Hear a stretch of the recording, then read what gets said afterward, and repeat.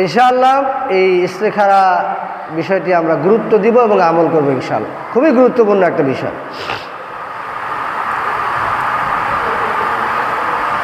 আমরা অনেক সময় কিছু সিদ্ধান্তের ব্যাপারে আমরা সিদ্ধান্তহীনতায় ভুগি।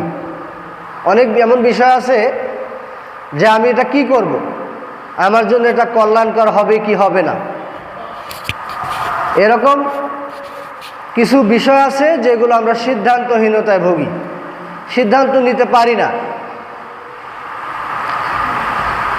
যেমন ব্যবসা বাণিজ্যের ক্ষেত্রে, তারপর হচ্ছে কোনো কিছু কেনা বেচার ক্ষেত্রে, বিবাহ শাদীর ক্ষেত্রে দেখা যায় যে আমরা সিদ্ধান্ত নিতে একটু কষ্ট হয় যে আমি এই জায়গাটা কিনবো কিনা, এই জমিটা কিনবো কিনা, আমি এই ব্যবসাটা শুরু করব কিনা, বা ব্যবসা ছেড়ে দেব কিনা, বা একটা ছেলে একটা মেয়েকে দেখলো, এই মেয়েটা কেমন হবে, তার জীবনে সঙ্গিনী হিসাবে বা স্ত্রী হিসাবে কেমন হবে, মেয়েটা আবার তার স্বামী হিসেবে ওই ছেলেটাকে কেমন পাবে, ভবিষ্যৎ তো আমরা জানি না, জানি।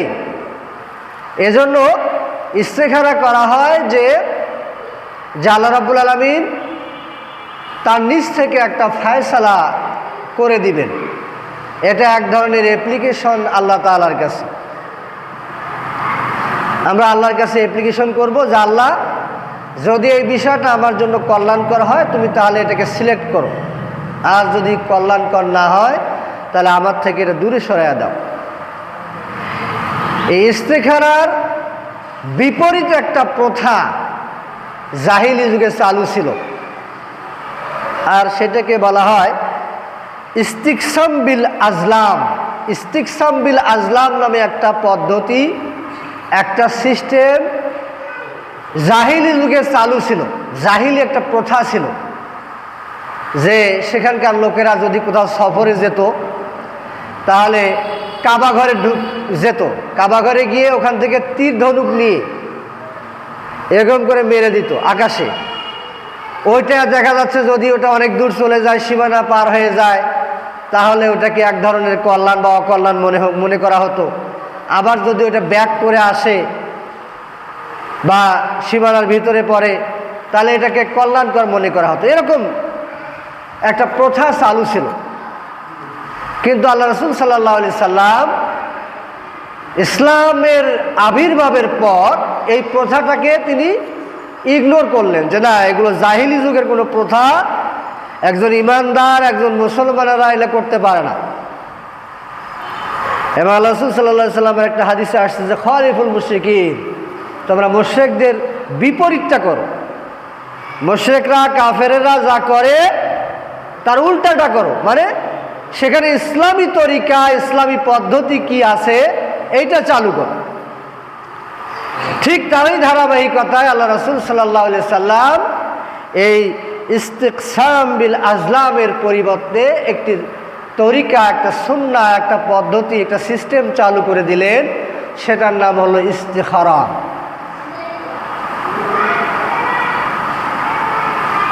এই ইস্তিখারা কি?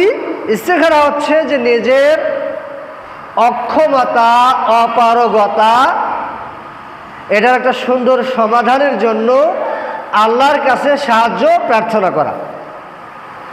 বুঝতেছেন আপনারা? ইস্তিখারা হলো যে নিজের অপারগতা, নিজের সীমাবদ্ধতা, নিজের অক্ষমতাকে স্বীকার করে নিয়ে আল্লাহর কাছে সাহায্য চাওয়া, একটা সমাধানের সাহায্য চাওয়া, এটার নামই হলো ইস্তিখারা। এই ইস্তিখারার অনেক গুরুত্ব রয়েছে। আল্লাহ রাসূল সাল্লাল্লাহু আলাইহি সাল্লামের সাহাবীরা এবং হাদিসে এসেছেন, তিনি বলেন, আল্লাহ রাসূলের বিশিষ্ট সাহাবী, যে ইস্তিখারার ব্যাপারে, ফজিলতের ব্যাপারে হাদিসে আসছে, বর্ণনা করেছেন, বর্ণিত হয়েছে যে কানা রাসূলুল্লাহ সাল্লাল্লাহু আলাইহি সাল্লাম ইউআল্লিমুনাল ইস্তিখারাতা ফিল উমুরি কামা ইউআল্লিমুনাল কুরআনা কামা ইউআল্লিমুনা সূরাতা মিনাল কুরআন। যে সাহাবী বলেন যে আল্লাহ রাসূল সাল্লাল্লাহু আলাইহি সাল্লাম ইস্তিখারার ব্যাপারে আমাদেরকে এত বেশি তাগিদ দিতেন, এত বেশি গুরুত্ব দিতেন, যেরকম তিনি কোরআনের সূরাগুলো শিক্ষা দেওয়ার ব্যাপারে আমাদেরকে গুরুত্ব প্রদান করতেন। তাহলে ইস্তিখারার এত গুরুত্ব। বলা হচ্ছে যে ইস্তিখারা করার ব্যাপারে আল্লাহ রাসূল আমাদেরকে এত বেশি তালিম দিতেন, ইউআল্লিমুনাল ইস্তিখারাতা ফিল উমুর, যে কোনো বিষয়ে আল্লাহ রাসূল সাল্লাল্লাহু আলাইহি সাল্লাম আমাদেরকে ইস্তিখারা ব্যাপারে শিক্ষা দিতেন, যেমন তিনি আমাদেরকে কোরআনের সূরাগুলো শিক্ষা দিতেন। তার মানে কি, ইস্তিখারার গুরুত্ব অনেক বেশি। সুতরাং এই ব্যাপারে আমাদেরকে খেয়াল রাখতে হবে। আল্লাহ রাসূল সাল্লাল্লাহু আলাইহি সাল্লাম ইস্তিখারার গুরুত্বের ব্যাপারে আর এক জায়গায় উল্লেখ করেছেন, মা খাবা মান ইস্তাখারা, যারা ইস্তিখারা করে এরা হতাশ হয় না। যারা ইস্তিখারা করে এরা কি হয় না, হতাশ হয় না। ওয়ালা নাদিমা মান ইস্তাশারা, যারা পরামর্শ করে তারা লজ্জিত হয় না। যারা ইস্তিখারা করে এরা কি হয় না, হতাশ হয় না। তার মানে কি, আল্লাহ রাব্বুল আলামিনের কাছে যখনই আমরা ইস্তিখারার মাধ্যমে একটা সুন্দর, একটা ভালো একটা সমাধান আমরা যখন আল্লাহর কাছে আবেদন করব, ওই ব্যক্তির পুরা বিষয়টার দায়িত্ব আল্লাহর কাছে চলে যায়। এজন্য তাকে আর টেনশন করা লাগে না। আর যারা পরামর্শ করে কাজ করে এরা কখনো নিন্দিত হয় না, লজ্জিত হয় না।